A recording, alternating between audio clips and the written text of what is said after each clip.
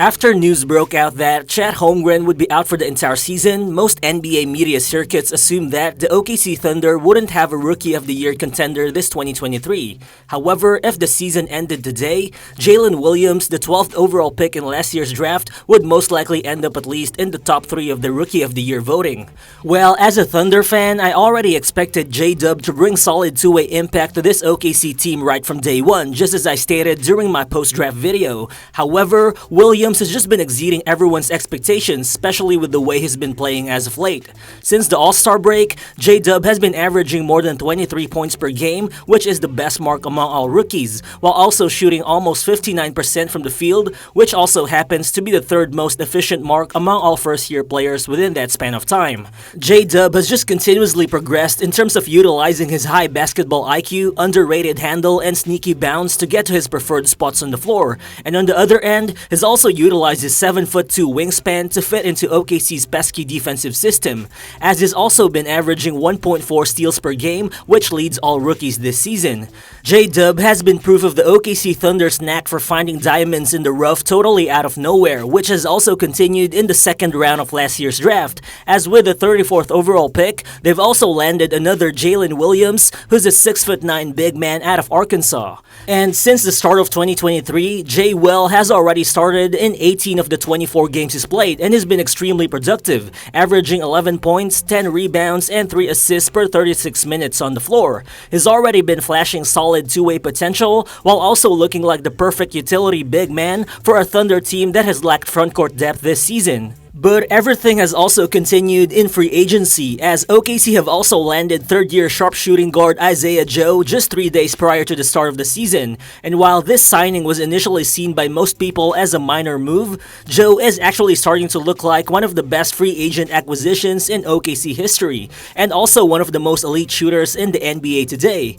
Currently, Joe is playing heavy minutes for OKC's rotation while shooting 44.4% from deep, which is currently the 4th best three-point shooting mark in the entire NBA. So what's good everyone, it's Real Balls here, and in this video, we'll dive more into the low-key and underrated impact of Aleksej and Jaylin Williams to this young OKC team that's on the verge of returning to the NBA playoffs. So let's get to it.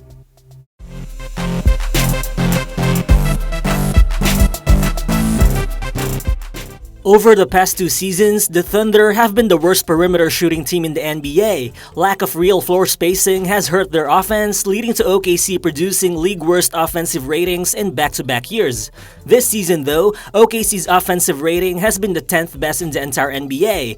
And while Shai Gilgeous-Alexander's elite scoring numbers have been a huge factor to that, the elite perimeter game of Aleksej has also been a major contributor to OKC's offensive explosion. Looking at it, Joe has been providing the best of both worlds for the Thunder, as is both a high volume and high efficiency outside shooter. Again, his 44.4 shooting mark from deep is the 4th best mark in the NBA. But speaking of the volume part, while he isn't near the top of the league in terms of total 3-point attempts because he didn't really play heavy minutes during the early part of the season, Joe is still a high volume outside shooter when you look at it from a per possession standpoint.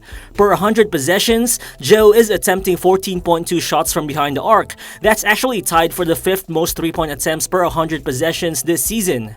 But what's even crazier is the fact that among all players in the top 10 of that high volume shooters list, Joe's 3-point mark is actually the best, even ranking ahead of elite shooters such as Steph Curry, Damian Lillard, and Klay Thompson. Well, sure, Aleksej isn't the big name all-star like those guys, but I think he's just as good in terms of being able to put up shots in a hurry, which is why he's also been able to demand a lot of attention when he's standing in the perimeter. Overall, one good pass from his teammates is all that it takes for Joe to be able to launch a clean shot from deep, as a huge 62.5% of all his 3-point attempts this season have come from the catch-and-shoot variety, and has also been shooting an excellent 46.8% out of those spot-up attempts, which also ranks as the 2nd most efficient catch-and-shoot 3-point mark in the NBA, only behind Luke Kennard. This proves that Joe has been taking shots in rhythm, which has been a direct effect of the scoring gravity that SGA creates, as well as the incredible incredible passing ability of Josh Giddey. But it's not like Joe's just a typical stand-in-the-corner catch-and-shoot type of guy. The Thunder have also been creative in terms of how they've been deploying him to fit the team's dynamic half-court offense, and looking at it, Joe's been unstoppable when OKC uses him to set screens or even non-contact go screens before he pops out to the three-point line, giving OKC's ball handlers ample time to set him up for a clean look. In this clip, you can see Joe approaching Giddey to initiate a screen, but Joe doesn't make contact and just slides right into space, waiting for the pocket pass from Giddey before easily draining the 24-foot shot. This time, it looks like Joe's gonna be setting a screen for Shai, but knowing that he's gonna be too quick for a switch, he slips right behind the arc. Drew Eubanks catches up, but Joe hits the pump fake before draining the sidestep three-pointer. But aside from just being an elite shooter, Joe also makes good decisions when he has the ball in his hands. In fact, his 6.4 turnover percentage ranks in the 96th percentile of the entire NBA. In the half-court, he doesn't actually force shots. Instead, he's displayed the ability to attack closeouts or to cut to the basket when needed. In this drag screenplay initiated by Giddey, you can see Joe relocating to the perimeter. He doesn't actually force a shot and instead he passes the ball to J. Will. Then Joe moves around the fake handoff, cuts to the lane, gets the pass, and finishes the easy dunk. Here, Jdub finds Joe from behind the arc. Instead of shooting it, Joe attacks the closeout by the slower Blake Griffin before powering through Peyton Pritchard for the poster dunk. The advanced statistics also highly support Joe's massive impact on OKC's offensive success this season. Joe's individual 132 offensive rating is the 9th highest mark in the entire NBA, but also in the minutes he's been on the floor, the Thunder have also been outscoring opponents by 13.1 points per 100 possessions, which on-court impact actually ranks in the 98th percentile of the entire league. To put it simply, OKC is at their best offensively when Isaiah Joe is on the floor, which is why moving forward, I think prioritizing his minutes will be a key driver of the team's offensive ceiling.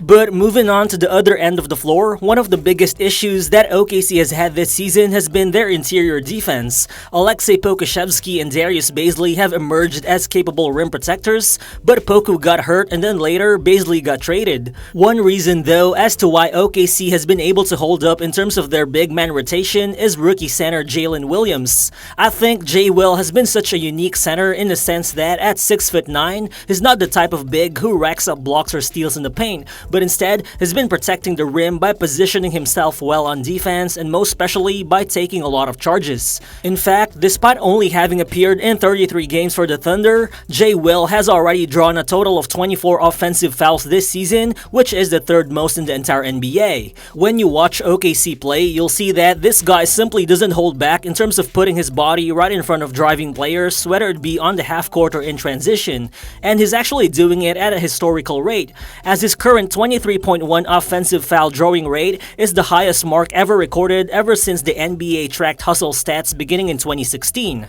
Basically, J. Will is drawing one offensive foul every 23 minutes that he's on the floor, which is totally ridiculous. But also on the offensive end, what's been surprising is that J. Will has also exceeded the pre-draft evaluations coming out of college. Entering the draft, his three-point shooting was seen as more of a developmental tool rather than an NBA-ready skill, but currently as a rookie, he's been solid, shooting almost 38% from deep on 2 attempts per game. Plus, he's just gotten even more efficient since getting more playing time, as since January 1st, he's actually been shooting a much improved 43.6% from deep on 2.5 attempts per contest. But J. Will isn't just a stretch big man either. While he barely scores around the rim and usually just opts to settle for a mid-range jumper or a floater, he's still got an above-average handle for a big man, and has also displayed the ability to maneuver himself into positions where he can finish against defenses. Right here, you can see J. Will tricking the closeout with a ball fake, then he proceeds to put the ball on the floor before elevating and finishing the up and under against the tough contest. My favorite part of his game though right now has to be his passing ability. J. Will's high-level court vision and feel for the game combined with his above-average mobility for a big man makes him a really solid fit in OKC's ball movement heavy offensive schemes which require quick decision making. In this transition play, Dort kicks the ball out to J. Will on the corner. He proceeds to attack the closeout, but instead of risking being called for a charge, he sets up the cutting Josh Giddey, who finishes the easy floater. Then in this clip, you can see Shai dishing out the cross-court pass to J. Will. He initially threatens to pass, but he waits for a baseline cut before he throws the one-handed laser bounce pass to Jdub. Overall, J. Will's current 10.6 assist rate actually ranks in the 66th percentile among all big men in the NBA. Combine this kind of on-court feel with his high-efficiency outside shooting and huge defensive impact, and you could just see how J. Will is breaking a lot of the traditional expectations for low-usage young big men like him. Right now, OKC is on the verge of returning to the postseason, and the rest of the NBA needs to pay attention to what they're building. SGA is already an all-star, Josh Giddey and Jdub are also riding on future star trajectories, all while unicorn Chet Holmgren hasn't even stepped on the court for the team yet.